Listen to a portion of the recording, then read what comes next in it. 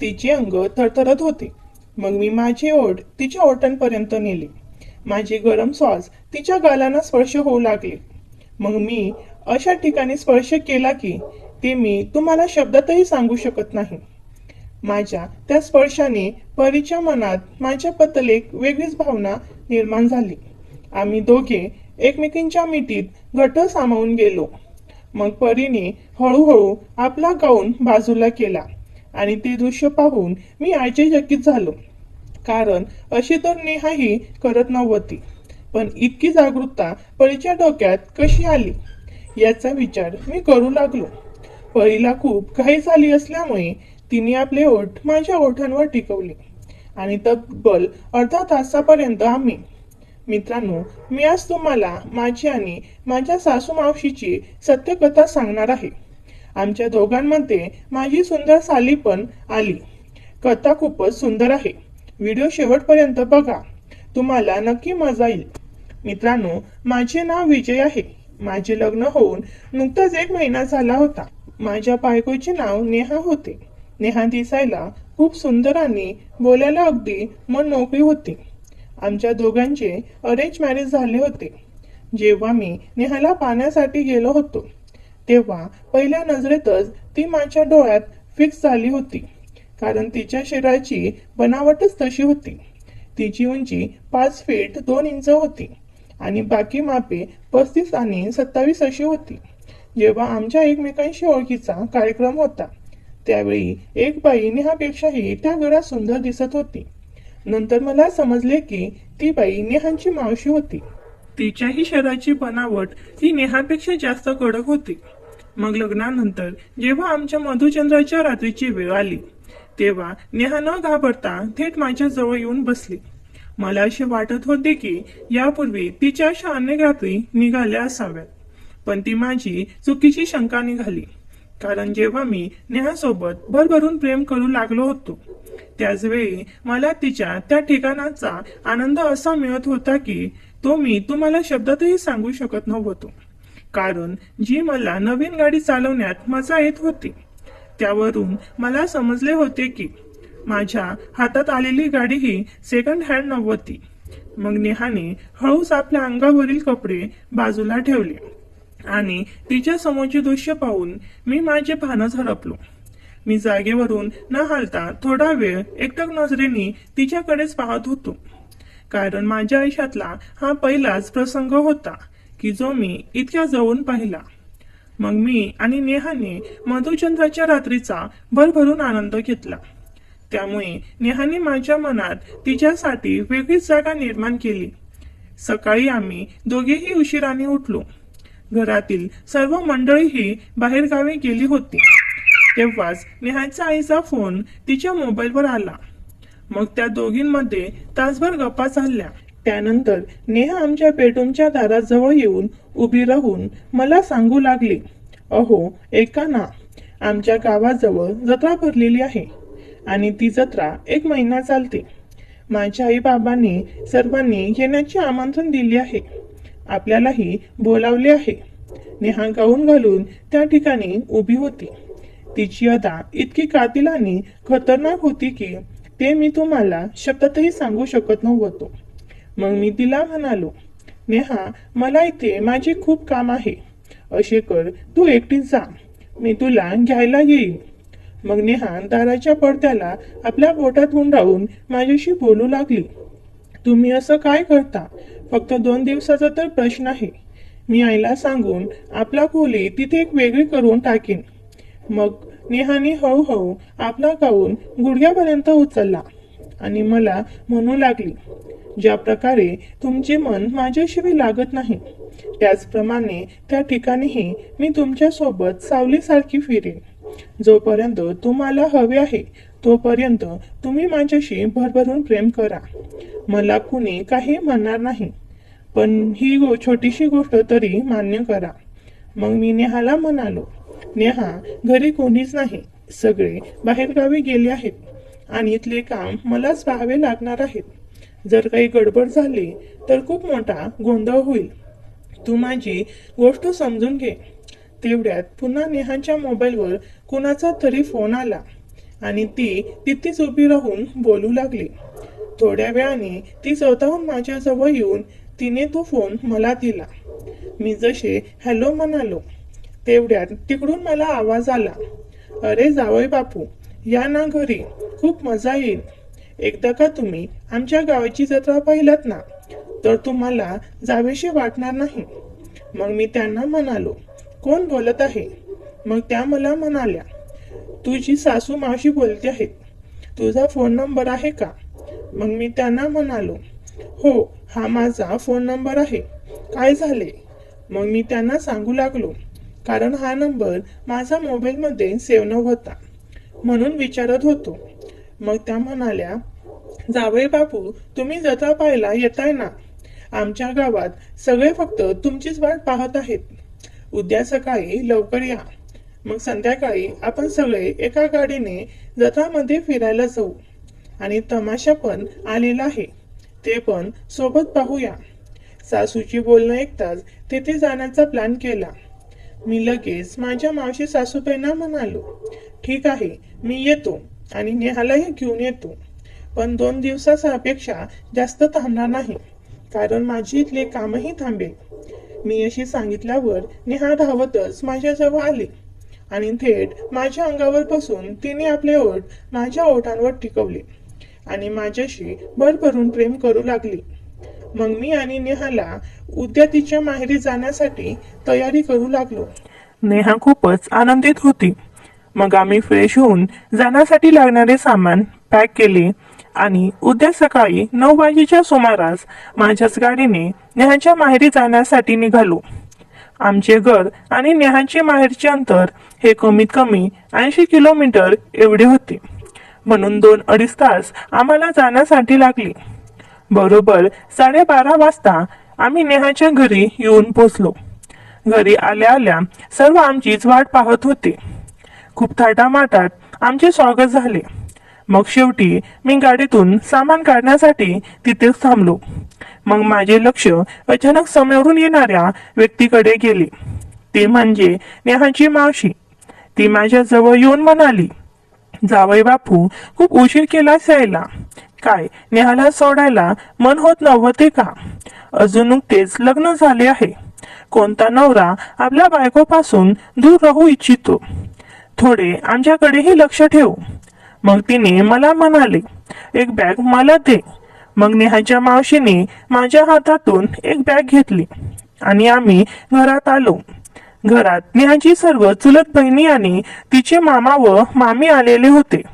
आमचे नुकतेच लग्न झालेले असल्यामुळे माझ्या सासऱ्यांनी जावईपैकी मलाच बोलवले होते. नेहा तिच्या घरात आलेल्या चुलत बहिणीमध्येच व्यस्त झाली होती. माझ्याकडे घरात पाहणारा कोणीच नव्हता. तेवढ्यात नेहाची मावशी माझ्याजवळ येऊन बसली आणि म्हणाली, जावई बापू, तोंड धुवून जेवण करायची वेळ झाली आहे. तुम्हीही गाडी चालवून खूप थकला असाल. ती जणू माझ्या सालीच आहे असं माझ्याशी फ्री बोलत होती. तेव्हा मी त्यांना म्हणालो, हो मावशी, खूप थकलो आहे आणि खूप भूकही लागली आहे. मग तोंड हात धुवून आल्यावर मी, माझे सासरे आणि चुलत सासरे आम्ही सर्वजण जेवणासाठी बसलो. जेवण छान बनवले होते. जेवण झाल्यावर मला खूप झोप येत होती, म्हणून नेहाने तिच्या आईला सांगितल्याप्रमाणे आमची खोली वरती वेगळी ठेवली होती. मी थोडाच वेळ आराम केल्यानंतर नेहा, तिच्या बहिणी आणि सुंदर मावशी माझ्या खोलीत आल्या. त्या सर्व बहिणींनी गाऊन घातले होते आणि मावशी साडीत होत्या. त्या सर्व बहिणी माझ्याच बेडवर माझ्या आजूबाजूला बसल्या आणि नेहाला सांगू लागल्या, अरे नेहा, जिजाजी खूप कमजोर झाले आहेत. तू त्यांच्याकडे नीट लक्ष देतेस की नाही? तेव्हा नेहा म्हणाली, मी त्यांच्याकडे नीट लक्ष देते. यांना वेळेवर जेवणही देते आणि जे जेवण त्यांनी खाल्ले आहे ते पचण्याचा मार्गही मी त्यांना शिकवते. तेव्हा नेहाची लहान बहीण त्यांना विचारू लागली, दीदी, मला सांग ना, तो मार्ग कोणता जो जेवण केल्यानंतर नवरा आपल्या बायकासोबत करतो? तेव्हा तिची मावशी म्हणाली, तो मार्ग मी तुला तुझ्या लग्नाच्या दिवशी सांगेन. आता तू खूप लहान आहेस. आता तुझ्या जिजाजींना झोपू दे. बिचारे गाडी चालवून थकले आहेत आणि आज संध्याकाळी त्यांना आपल्या सोबत जत्रा पाहायला गाडीत जायची आहेत. तेव्हा नेहाच्या मावशीने सर्व मुलींना खाली पाठवले आणि त्या मला म्हणाल्या, जावई बापू आरामात झोप, कोणी तुला त्रास देणार नाही. नेहाला तुझ्या खोलीत पाठवते, मग तुला अजून चांगली झोप येईल. तेव्हा मी मावशींना म्हणालो, नाही आता तिला पाठवू नका, तिला काही काम नाही, रात्र झाली की ती नीट माझ्यात खोलीत येईल. एवढे बोलून त्या माझ्या खोलीतून बाहेर गेल्या. त्या सर्व मुलींनी मिळून माझी झोप मोडली होती, म्हणून मी यावेळी झोपण्याऐवजी मोबाईल पाहत राहिलो. मग थोड्याच वेळाने नेहाची लहान बहीण परी तिच्या बहिणीला न सांगता माझ्या खोलीत आली. तिचेही वय लग्नाचे झाले होते. तिच्यासाठी तिचे आई वडील चांगले स्थळ पाहत होते. मग तिला म्हणालो, काय झाले परी, तुझी काही वस्तू इथे विसरलीस का आणि काय काम होते. तेव्हा परी मला म्हणाली, जिजाजी खरं सांगा ना, जेवण केल्यानंतर प्रत्येक नवरा आपल्या बायकोसोबत काय करतो, कारण काही दिवसात माझे लग्न होईल. नेहा दीदी जेवण केल्यानंतर असे काय करते की तुम्ही खुश होता. तेव्हा मी परीला म्हणालो, तुला खरं जाणून घ्यायचे आहे का, पण माझे मन मानत नाही, कारण तू अजून लहान आहेस. मग परी मला म्हणाली, अरे मी लहान नाही, मी पूर्ण 21 वर्षाची आहे. तेव्हा मी परीला म्हणालो, अच्छा बाबा, माझी चूक झाली, तू खूप मोठी झालीस. मग मी परीला सांगितले, परी जर तुला ही गोष्ट जाणून घ्यायची असेल तर आधी दार बंद करून ये. जर कोणी आपल्याला पाहिले तर हंगामा होईल, कारण हे काम बंद दाराआडच केला जातो. परीने ते पटकन उठून दाराला गडी लावली आणि ती माझ्याजवळ येऊन बसली. परीने यावेळी गाऊन घातला होता. ती दिसायला खूप सुंदर होती, पण शरीराने नेहापेक्षा पातळ होती, पण दिसायला नेहासारखीच होती. आणि मलाही माझ्या हातात आलेली संधी सोडायची नव्हती, कारण ही अशी संधी होती की ती स्वतःहून माझ्याजवळ चालून आली होती. मग परी मला म्हणाली, सांग ना जिजाजी, काय करायचे असते, माझा वेळ वाया जात आहे. तेव्हा मी परीला म्हणालो, अरे हे काही खाण्याची गोष्ट नाही, त्यात हळूहळू मजा येते, नाहीतर काही फायदा नाही. तेव्हा परी मला म्हणाली, ठीक आहे, मग मी माझे डोळे बंद करते, तुम्हाला जे करायचे आहे ते आरामात करा. मग परीने आपले डोळे बंद केले. जेव्हा मी तिचा हात माझ्या हातात घेतला तेव्हा ती खूप हसू लागली आणि म्हणाली, जिजाजी अशी करू नका, खूप गुदगुद्या होत आहेत. तेव्हा मी परीला सांगितले, हा तुझा पहिलाच अनुभव आहे, सुरुवातीला तुला थोडे वेगळे वाटेल, पण घाबरू नको. मग मी माझे हात परीच्या चेहऱ्यावर फिरवू लागलो. तेव्हा परी आपली मान वाकडी तिकडी करू लागली. आता तिच्या श्वासाचा वेगही वाढला होता, तिचे अंग थरथरत होते. मग मी माझे ओठ परीच्या ओठांपर्यंत नेले. माझे गरम श्वास परीच्या गालांना स्पर्श होऊ लागले. मग मी परीच्या अशा ठिकाणी स्पर्श केला की ते मी तुम्हाला शब्दातही सांगू शकत नाही. माझ्या त्या स्पर्शाने परीच्या मनात माझ्याबद्दल एक वेगळीच भावना निर्माण झाली. आम्ही दोघे एकमेकींच्या मिठीत घट्ट सामावून गेलो. मग परीने हळूहळू आपला गाऊन बाजूला केला आणि ते दृश्य पाहून मी आश्चर्यचकित झालो, कारण असे तर नेहाही करत नव्हती. पण इतकी जागरूकता परीच्या डोक्यात कशी काय आली याचा विचार मी करू लागलो. परीला खूप घाई झाली असल्यामुळे तिने आपले ओठ माझ्या ओठांवर टिकवले आणि तब्बल अर्धा तासापर्यंत आम्ही एकमेकांसोबत प्रेम करत होतो. माझ्यामुळे परीला खूप आनंद येऊ लागला होता. मग मी आणि परीने हळूहळू आमचे कपडे बाजूला केले आणि जेव्हा मी परीचे समोरचे दृश्य पाहिले तेव्हा ते मी तुम्हाला शब्दातही सांगू शकत नव्हतो, असे ते दिसत होते. मग मी आणि परी संध्याकाळी 5 वाजेपर्यंत एकमेकांसोबत भरभरून प्रेम करत राहिलो. तेव्हा परी मला म्हणाली, जिजाची हीच ती गोष्ट आहे का जी जेवणानंतर होते, पण खूप मजा आली, खरंच मलाही तुमच्यासारखा नवरा मिळाला पाहिजे. तेव्हा मी परीला म्हणालो, प्रत्येक माणूस एकसारखा नसतो, प्रत्येकाला वेगळी ताकद देवाने दिली आहे, याला साधी गोष्ट समजून करू नकोस. नाहीतर कोणी दुसरा भेटला तर आयुष्यभर डोक्यावर हात ठेवून रडशील. तेव्हा परी मला म्हणाली, नाही जिजाजी, याचा मी नक्कीच खबरदारी घेईन, कारण खरंच हा माझ्या आयुष्यातला प्रश्न आहे. मग परी माझ्या खोलीतून बाहेर गेली आणि जाताना तिच्या चेहऱ्यावर एक स्मित हास्य होते, कारण तिच्या मनात जो प्रश्न उद्भवला होता त्याचे उत्तर मी तिला खूप जवळून दिले होते. मग अर्धा तासाने नेहा मला फ्रेश होण्यासाठी सांगण्यासाठी आली, कारण आम्हाला संध्याकाळी 6 वाजता जत्रेला जायचे होते. वरच्या खोलीत अटॅच बाथरूम असल्यामुळे काही अडचण नव्हती. मी परीला सांगितले, 10 मिनिटात मी खाली येतो, तू खाली जा. मी पटकन तयार होऊन एकदम सुंदर व्हाईट शर्ट आणि जीन्स घालून खाली आलो. घरासमोर गाडी उभीच होती. घरातील सर्व बायका तयार झाल्या होत्या आणि त्या गाडीजवळ येऊन उभ्या होत्या. सगळ्या एकापेक्षा एक सुंदर दिसत होत्या. फक्त नेहाच्या मावशीची सर्वजण वाट पाहत होते. परीने ही खूप सुंदर ड्रेस घातला होता, त्यामुळे ती खूप सुंदर दिसत होती. मग थोड्याच वेळात नेहाची मावशी अशी साडी घालून आली, सर्वांसमोर आली. तेव्हा सर्वजण एकटक नजरेने तिच्याकडेच पाहत होते. ती इतकी सुंदर दिसत होती की असे वाटत होते की आताच तिला आपल्या मिठीत घ्यावे. मग पुढच्या सीटवर माझे सासरे आणि परी बसले आणि मधल्या सीटवर 4 जणांची जागा होती. तेव्हा नेहा माझी बायको मला म्हणाली, मला खिडकीजवळ बसायचे आहे. मग मी नेहाला म्हणालो, तू ड्रायव्हरच्या मागच्या सीटच्या खिडकीजवळ बस, मी इथल्या खिडकीजवळ बसतो. मग माझ्या शेजारी नेहाची मावशी बसली आणि तिच्या शेजारी तिची मोठी बहीण बसली. बाकी सर्व मुली आणि बायका मागे बसल्या. गाडीत सर्वजण बसल्यानंतर ड्रायव्हरने गाडी सुरू केली.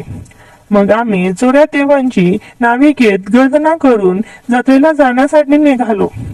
माझ्या सासरवाडीपासून जत्रेचे अंतर कमीत कमी 30 किलोमीटर होते, त्यामुळे त्या ठिकाणी जाण्यासाठी आम्हाला 1 तास तरी लागणार होता.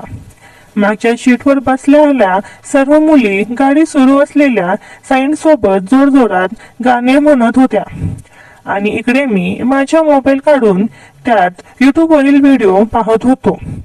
मधल्या सीटवर आम्ही चौघेही एका साईडच्या असल्यामुळे आम्हाला बसायला थोडा त्रास होत होता. मग मी माझा हेडफोन काढून तो कानात लावला आणि बाहेरचा आवाज बंद करून मी मोबाईलचा आवाज ऐकू लागलो. मी यावेळी युट्यूबवरील शॉर्ट व्हिडिओ पाहत होतो. आमच्या गाडीने वेगही पकडला होता. हो उर्जे संपवून अंधार झाला होता. मग अचानक मी ज्या शॉर्ट व्हिडिओमध्ये रमलो होतो तो व्हिडिओ माझ्या शेजारी बसलेल्या नेहाच्या मावशीही पाहत होत्या. त्या मावशी दिसण्यात आणि शहरात खूपच ड्रेसिंग होत्या. ती लाल साडीमध्ये खूपच उठून दिसत होती आणि परफ्यूम तर खूपच सुंदर असा वास येत होता. मग एकदा व्हिडिओवर स्लाइड करताना अचानक जाहिरातीत एक वेगळाच व्हिडिओ सुरू झाला. त्या व्हिडिओमधील दृश्य असे दिसत होते की ते मी तुम्हाला शब्दातही सांगू शकत नव्हतो. आणि तोच व्हिडिओ मावशीनेही माझ्या मोबाईलवर पाहिला. मला याची भानच नव्हती की माझा मोबाईल कुणीतरी पाहत आहे. तेव्हा त्या मावशी हळूच माझ्या कानात म्हणाल्या, जो व्हिडिओ आपण आता पाहिला तो पुन्हा पाहायला मिळेल का? मग मी आज्याने मान वळवून मावशीकडे पाहू लागलो. त्या माझ्याकडे पाहून हसत होत्या. मग मी त्यांना म्हणालो, व्हिडिओ नव्हता, ती एक जाहिरात होती. जर अशी जाहिरात पुन्हा आली तर मी तुम्हाला स्पर्श करून सांगेन. तेव्हा मावशी मला म्हणाल्या, काय अप्रतिम जाहिरात होती. असे वाटत होते की कुणीतरी खरंच माझ्या समोर असे काही करत आहे. आता गाडीत पूर्णपणे अंधार होता. मग मावशींनी मागच्या सीटवरून आपला हात पुढे आणला आणि थेट माझ्या मांडीवर ठेवला. त्यांच्या हातांचा स्पर्श माझ्या मांडीला होताच माझ्या पोटात गुदगुद्या होऊ लागल्या. मी एकदा त्यांचा हात माझ्या हाताने बाजूला केला तरी त्या वारंवार त्याच ठिकाणी हात ठेवत होत्या. मग मी मोबाईल बंद करून हाताची घडी घालून तीच बसून राहिलो. मग मी माझ्या बोटांचा स्पर्श मावशीच्या बोटांना करू लागलो. मावशींनाही माझ्या हाताचा स्पर्श हवासा वाटू लागला होता. मग मी माझा हात थोडा पुढे सरकवून मावशींच्या बेंबीपर्यंत नेला. मावशींचे अंग तापले होते. त्या क्षणी त्यांना माझीच गरज असावी असे मला वाटत होते. मग मावशींनी माझ्या अशा ठिकाणी जोराचा स्पर्श केला. तेव्हा माझ्या तोंडातून आई ग असा आवाज झाला. मग त्याने तो हात बाजूला केला आणि मला मुद्दाम विचारू लागल्या, जावई बापू काय झाले तुम्हाला? तेव्हा मी त्यांना म्हणालो, नाही काही नाही, माझ्या पायावर चुकून माझाच पाय पडला. तेव्हा मावशी मला म्हणाल्या, मग तुम्ही मोकळेपणाने बसा, जरा जास्त त्रास होतोय का बसायला? मग मी व्यवस्थित बसून पुन्हा मावशींचा हात माझ्या त्या ठिकाणी आला. मी आता काहीच आवाज न करता त्यांच्या हाताचा आनंद घेऊ लागलो. मग मीही हळूहळू हात वर करून मावशीच्या त्या ठिकाणी स्पर्श करू लागलो. त्यांच्या त्या ठिकाणी स्पर्श केल्यानंतर मला असे वाटू लागले की ते मी तुम्हाला शब्दातही सांगू शकत नव्हतो. मावशी आणि मी दोघेही रंगात आलो होतो, पण आमच्यासाठी जागा तशी नव्हती, म्हणून आम्ही एकमेकांसोबत तसाच आनंद घेऊ लागलो. गाडी ड्रायव्हरने एका ढाब्यावर थांबवली. तेव्हा अचानक त्याने गाडीतील लाईट ऑन केले. आमचे हात अजूनही आमच्या त्या ठिकाणी होते. मग लगेच पटकन आम्ही आमचे हात बाजूला केले. तेव्हा मावशी मला म्हणाल्या, जावई बापू थोडा संयम ठेवा, लाईट बंद होतील मग पुन्हा सुरू करू. त्यांनी असे म्हटल्यावर मला खूप आनंद झाला. आम्ही ढाब्यावर उतरून जेवण केले आणि पुन्हा जत्रेला जाण्यासाठी सज्ज झालो. 7:30 वाजेपर्यंत आम्ही जत्रेला येऊन पोहोचलो. जत्रेत फिरताना नेहा माझ्या सोबत न फिरता तिची मावशी माझ्या हातात हात टाकून फिरू लागली, कारण मावशींना माझ्या हाताचा स्पर्श आणि माझे आकर्षण खूपच आवडले होते. जणू तीच माझी बायको आहे असा मला फील येत होता. आम्ही रात्री 12:30 वाजेपर्यंत त्या जत्रेचा आनंद घेतल्यानंतर घरी येण्यासाठी निघालो. घरी येताना मावशी आणि माझे गाडीत तसेच खेळ सुरू झाले. बरोबर 1:30 वाजता आम्ही सासरवाडीला येऊन पोहोचलो. मला खूप झोप लागत होती, म्हणून मी गाडीतून उतरताच माझ्या खोलीत आलो. माझ्या मागे माझी बायको पण आली आणि ती मला म्हणू लागली, ऐक ना, आजची रात्र मी माझ्या बहिणींसोबत झोपते, कारण त्यांना भेटायचा फार कमी वेळ मिळतो. तेव्हा मी तिला म्हणालो, ठीक आहे, तू तिथे त्यांच्या सोबकडे झोप, मलाही खूप झोप येत आहे. एवढे सांगून नेहा तिथून निघून गेली. माझी रूम दुसऱ्या मजल्यावर होती. मी लाईट बंद करून झोपलो होतो. मग अर्ध्या तासाने कोणाचा तरी दारावर थाप मारण्याचा आवाज आला. मला खूप झोप येत होती, तरी अर्धवट डोळे उघडून दार उघडण्यासाठी गेलो आणि तेव्हा मला समोर मावशी दिसल्या. तेव्हा मी आश्चर्यचकित झालो आणि त्यांना म्हणालो, मावशी काही काम आहे का माझ्याशी? तेव्हा मावशी मला म्हणाल्या, जावई बापू तुम्ही गाडीत जे काम अर्धवट सोडले होते ते पूर्ण करण्यासाठी आले. तेव्हा मी त्यांना खोलीत बोलावले आणि सोफ्यावर बसवले. तेव्हा मावशी मला म्हणाल्या, अरे जावई बापू, दाराची कडी लावली नाही, कोणी आपल्याला त्रास द्यायला येऊ नये. मग मी दाराची कडी लावून मावशी समोर येऊन बसलो.